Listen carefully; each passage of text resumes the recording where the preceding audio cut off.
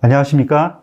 바이오 투자학교의 이혜진입니다. 미국 임상종양학회 아스코가 마무리되어 가고 있습니다. 면역 세포 치료제 그리고 ADC, 이중항체 등 이러한 모달리티들이 주요 기술 트렌드로 자리를 잡으면서 국내 업체로는 유한양행이라든가 리가캠 바이오 그리고 ABL 바이오, 로닛 등이 주목할 만한 임상 데이터를 공개를 했습니다. 한 주간의 바이오 소식을 정리하고 다음 주를 대비하는 이혜진의 위클리 바이오 뉴스 시작하도록 하겠습니다. 먼저 주요 바이오 일정에 대해서 말씀드리겠습니다. 서두에 말씀드린 대로 5월 31일부터 6월 4일까지 아스코가 진행이 되었고요. 참여 기업들의 임상 데이터를 추가적으로 공개를 하면서 주가에 반영되고 있는 모습들입니다. 공개된 데이터는 해당 기업의 기술 경쟁력 요인으로서 단기간에 끝나는 게 아니라 아스코를 마치고도 계속해서 기업 가치에 영향을 주는 요인들이기 때문에 관심을 갖고 그 내용들에 대해서 정리를 해 두는 것이 좋을 것 같습니다. 그리고 6월 10일에는 일라이 릴리의 알츠하이머 치료제 도나네마의 FDA 신약 승인에 앞서서 자문위원회가 개최가 됩니다. 그래서 이번 계기로 인해서 ABL 바이오 등 퇴행성 뇌질환 관련 기업들에 대한 관심도 높아질 수 있다라고 생각을 합니다. 한 주간 주가 움직임이 컸던 종목에 대해서 분석해보는 이주가 웨일의 코너입니다. 오늘 살펴볼 종목은 J2K 바이오입니다. J2K 바이오는 2017년에 설립이 되어 금년 3월에 기업 인수 목적 주식회사에 흡수 합병되면서 상장된 시가총액 약 1,800억 원의 바이오 기업입니다. 동사의 매출 구조를 보면은 천연 소재 약 50% 그리고 바이오 소재 28% 등으로 구성되어 있고 2023년 작년 말 기준으로 매출 285억 원을 기록하고 있습니다. 최대 주주 지분율은 이 재섭의 65.07%를 나타내고 있습니다. 주가 동향을 보면 금년 3월 상장 시 주가는 35,000원을 상회하기도 했지만 그 후 3주간 급락하면서 주가는 11,800원까지 하락을 했습니다. 이후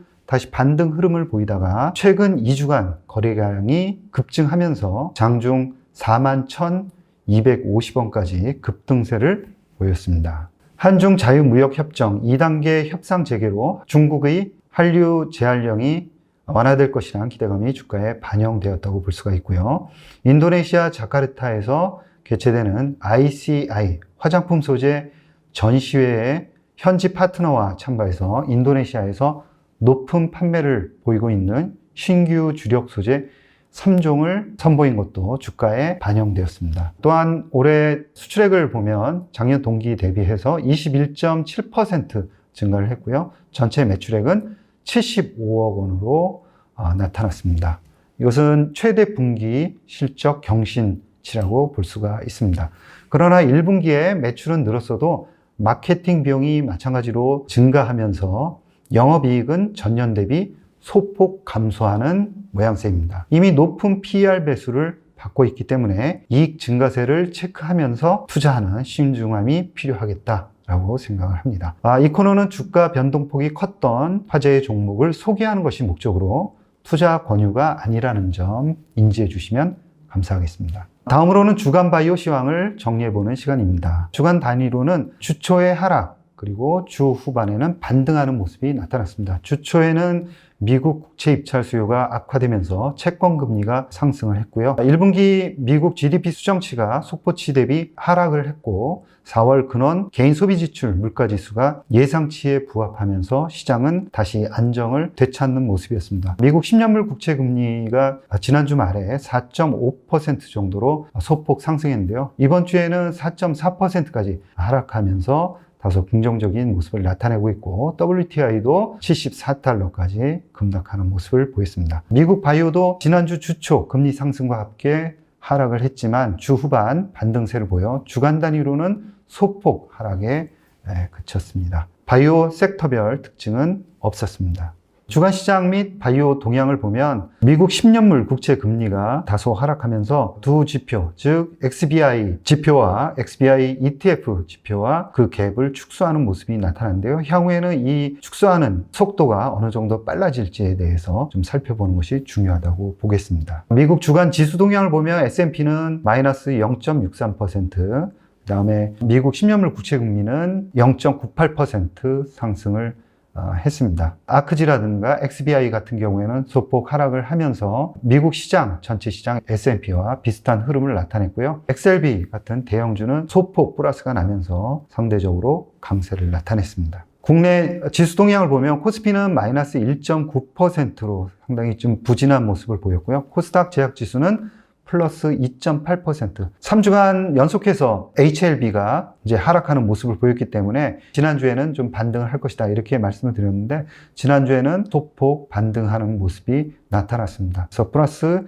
2.8% 정도 반등하는 모습이 나타났고요. 아스코에서 임상 결과를 발표한 주요 기업들과 또 하반기에 임상 2상 그리고 3상 결과 발표를 앞두고 있는 기업들 중심으로 해서 관심을 집중할 필요가 있다라고 생각을 합니다. 다음으로는 주간 바이오 시황을 정리해보는 시간입니다. 미국 머크가 안과 치료 전문 개발 기업 스타트업인 아이바이오를 30억 달러에 인수했습니다. 금년 2월 달에 머크는 블록버스터 키트루다의 특허 만료에 대비하기 위해서 공격적으로 기업 인수를 해나가겠다라고 이야기했는데요. 그 일환이다라고 볼 수가 있습니다. 아이바이오의 주요 임상 단계 물질인 레스토레트 망막질환 치료제로 향후 수십억 달러의 매출을 벌어줄 것이다 라고 머크는 기대를 하고 있는 상황입니다. 골드만삭스가 비만 치료제 전망을 상향 조정을 했습니다. 2030년 1000억 달러에서 1300억 달러로 상향 조정을 한 것인데요. 이것은 비만 치료제를 처방받는 미국의 환자 수 1500만 명에서 1900만 명으로 늘려 잡으면서 같이 상향 조정이 된 것입니다. 이 1900만 명이라 그러면 미국 전체 성인의 17%에 해당하는 수치가 되겠습니다. 그리고 이 골드만삭스는 차세대 비만 치료제, 그러니까 지금은 위고비와 또 젯바운드가 이 비만 치료제 시장을 평정을 하고 있는데요. 향후에도 2030년까지도 이 두 회사가 장악을 할 것이다 라고 이야기를 하고 있습니다. 이유는 릴리의 레타트루타이드하고 노보의 카그리세마, 이 두 물질이 임상 3상을 진행 중에 있으면서 또 차기 비만 치료제로서 가장 빨리 개발될 수 있는 치료제입니다. 그렇기 때문에 지금 현재 그리고 이 다음 차세대까지도 두 회사가 비만 치료제 시장을 장악을 할 것이다 라고 볼 수가 있고요. 관련해서 일라이 릴리 같은 경우에는 최근에 공격적인 증설 계획을 발표하기도 했습니다. 골드만삭스는 잠재적인 거대 시장으로 성장하고 있는 비만 치료제 시장에서 잠재적인 경쟁자로서 암젠 그리고 화이자, 아스트라제네카를 지목을 하고 있습니다. 골드만삭스는 일라이 릴리에 대해서 높은 성장성에도 불구하고 현재 밸류에이션이 높게 받고 있는 상황이기 때문에 투자 의견을 중립으로 하고 목표가를 785달러, 현재 800달러를 넘은 상황이기 때문에 실질적으로는 매도 의견이다라고 볼 수가 있을 것 같습니다. 다음으로는 한올 바이오파마의 파트너사인 이뮤노반트와 관련된 이야기입니다. 이뮤노반트가 최근 이루어진 FDA와의 타입 B 미팅을 근거로 해서 바토클리맙보다 IMVT1402 개발에 우선순위를 두겠다고 발표를 했습니다. 바토클리맙보다 안전성이 뛰어난 이 1402 위주로 앞으로는 전체 임상 파이프라인을 가져가겠다라는 생각을 분명히 한 것인데요. 또 한 가지 언급을 한 것은 FDA와의 이 미팅을 통해서 1402로 2025년 내년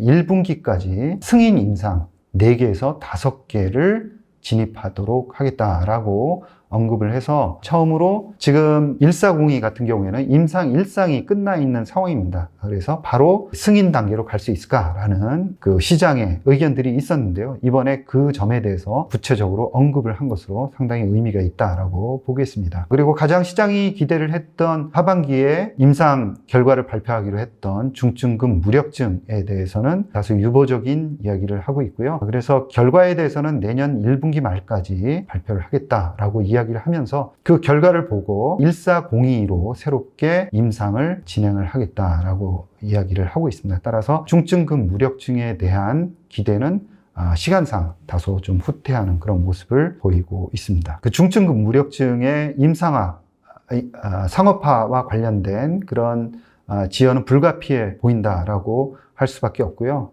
따라서 이러한 점들이 한올 바이오파마 주가에 최근에 반영이 되었다라고 볼 수가 있습니다. 그렇지만 이제 차세대 물질 1402로 여러 4개에서 5개 정도 승인 임상을 진행을 하겠다라는 이야기도 같이 발표를 했기 때문에 이제 전체 다 부정적으로 볼 필요는 없다라고 생각을 합니다. 그리고 임상이 지연되게 되면 당연히 추가적인 자금도 필요하게 되죠. 그렇지만 자금을 마련하는 것은 당연히 이제 이뮤노반트가 해야 할 일이기 때문에 직접적으로 한올바이오파마에 미치는 영향은 적다라고 보겠습니다. 따라서 전체적으로 한올바이오파마의 경쟁력이 약화되지는 않았다라고 생각을 합니다.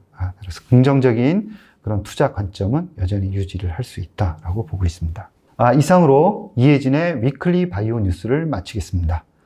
새로운 기업 탐방 콘텐츠를 준비 중에 있습니다. 시청자 여러분이 궁금하신 기업들을 댓글로 남겨주세요. 또는 기업 인터뷰를 희망하시는 관계자분들께서는 아래 고정 댓글에 있는 메일로 연락 부탁드리겠습니다. 감사합니다.